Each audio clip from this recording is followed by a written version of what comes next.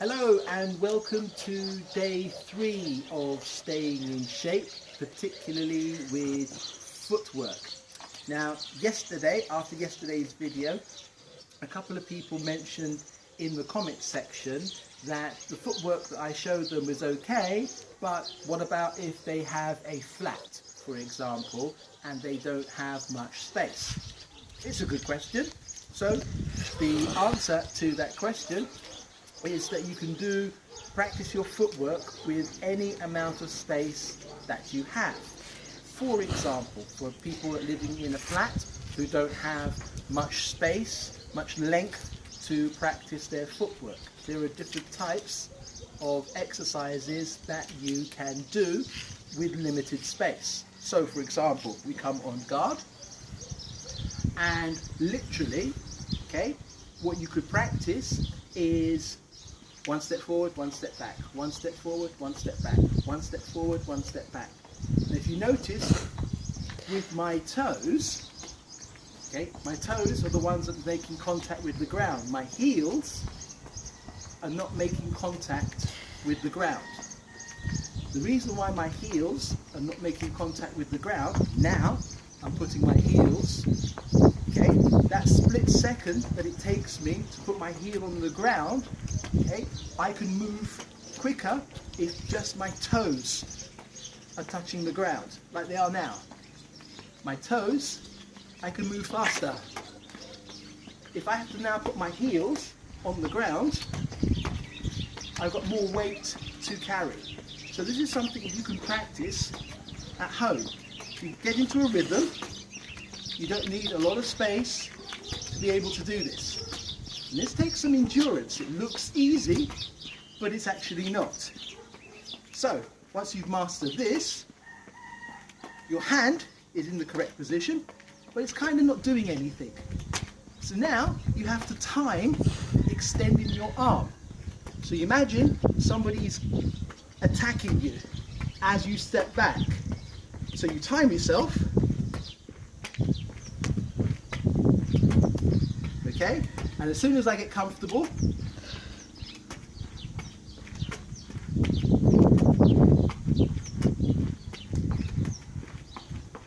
as I'm going backwards, I'm extending my arm. I'm countering, but it's only when I'm going backwards.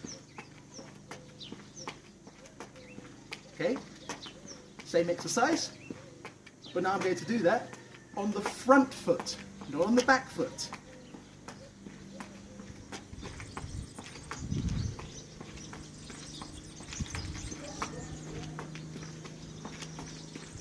So as that front foot moves, so does the hand.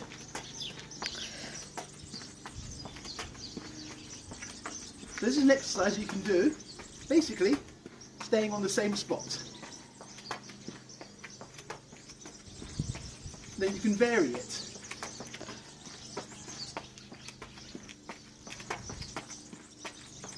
Okay, so that's one exercise that you can do, just staying on the spot. Now continuing from yesterday's lesson, where we did pass step and a balestra. So what we did was we introduced a pass step and we introduced a balestra. Okay? Now, the idea being, when you do different types of footwork, dependent on the distance, it is done to encroach, to make the distance shorter, and to draw a reaction from your opponent. So if you have a fencer who is a counter fencer, so those of you in the fencing community, you know what I mean when I say a counter fencer.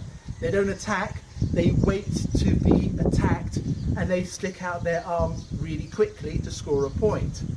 If you know somebody, a fencer like this, what you have to do is to invoke a reaction from them. And you can do that by your footwork. So imagine now where Laura is, and Laura, being the camera person, cannot move because all of my calculations are going to be made from her standing position. If she moves, and she has been moving, it throws my calculations off. So, for example, Laura's now my opponent, okay, and she's now taken a step. So, Laura, don't move, okay? She just moved, yeah? So stay exactly where you are. Do not move. So, the idea is now I'm perfectly in line with her. So, if she's a counter fencer, okay, meaning she's not going to attack me. She's going to stay exactly where she is, and when she feels threatened, all she's going to do is extend her arms. All she's going to do, okay? So I'm the one that has to do all of the work, yeah? So, I'm going to start my attack way back here, or my preparation way back here, okay? And I'm going to want to encroach the distance very quickly.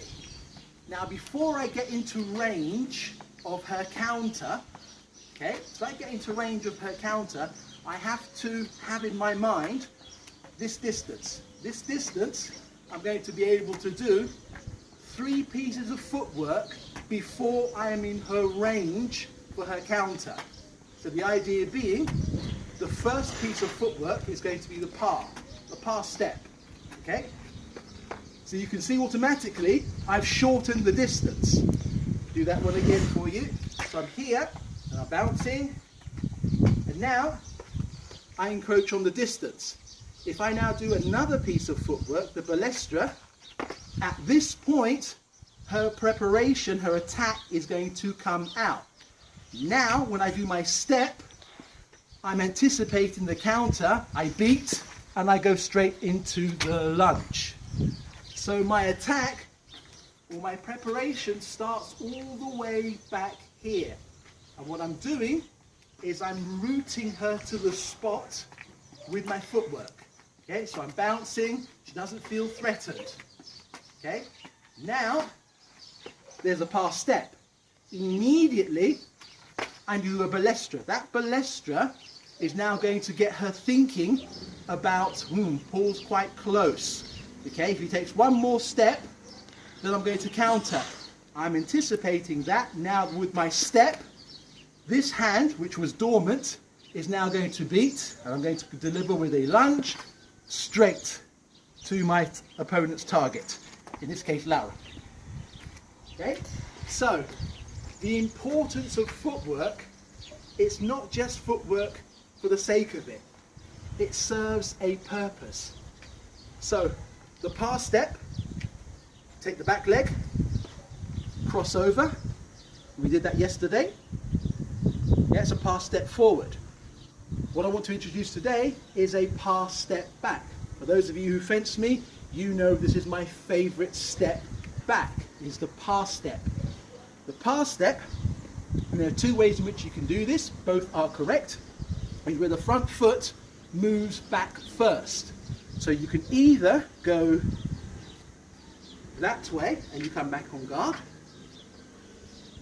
or you go, this front foot goes diagonally that way and you come back on guard, and you've now changed the angle. Both are correct.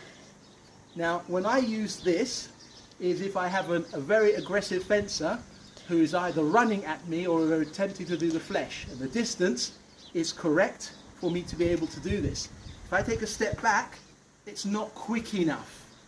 Okay, I'm not creating enough distance from my opponent. So I will do a pass step mixed with a jump. Okay, so a pass step back mixed with a jump.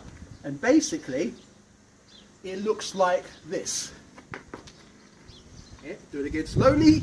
Okay, so it's a pass step. I'm going to go that way. My stance is quite wide, yeah? So I've increased the distance. It's extremely fast, particularly if you start to move backwards at the same time. And what that allows me to do is to increase the distance very, very quickly, and dependent on what my opponent does. Usually when I'm fencing and then I do back, I instantly come forward because my opponent is not expecting me to launch that attack as fast as I've been going back. So just to summarize, the pass step back, you'd either go that way, or forward, or it can go this way.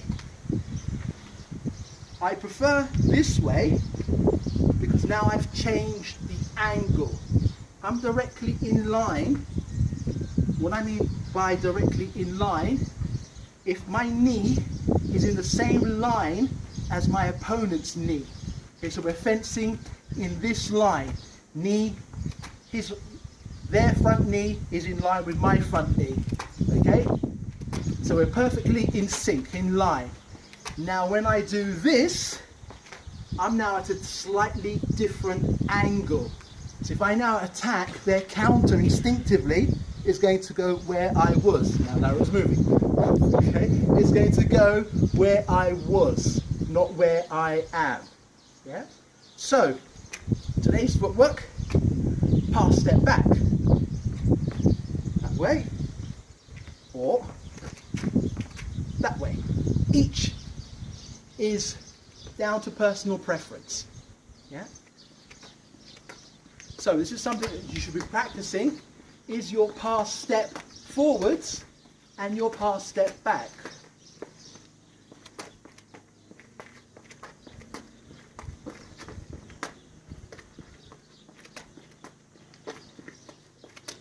Also, using every section of the piece. Don't just fence in one line. Change the lines of attack when you are fencing. Don't just traditionally go in tram lines.